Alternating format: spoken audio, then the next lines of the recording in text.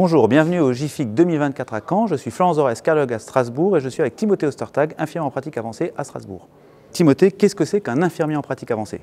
Alors un infirmier en pratique avancée, c'est un nouveau professionnel dans le paysage médical, paramédical. C'est un infirmier qui a 3 ans d'expérience minimum et qui reprend ses études de 2 années supplémentaires de grade master pour être amené à suivre des patients qui ont des pathologies chroniques et des polypathologies courantes en soins primaires. Alors il y a différentes spécialisations.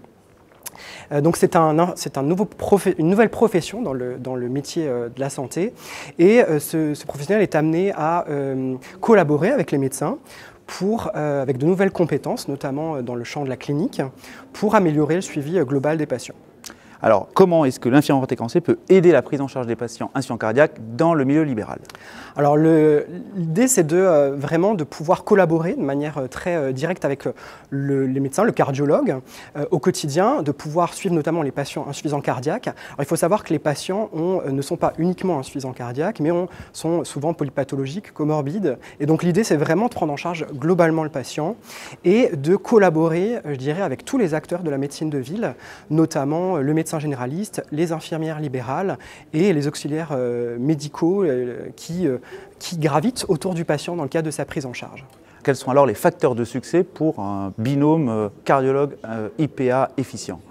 Alors l'idée c'est vraiment de pouvoir communiquer évidemment directement avec le cardiologue, pouvoir construire un projet déjà de base, pouvoir anticiper aussi de monter ce projet.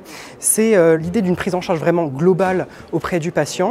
C'est de savoir quand s'arrêtent aussi les compétences de l'IPA et comment pouvoir passer ensuite la main au cardiologue.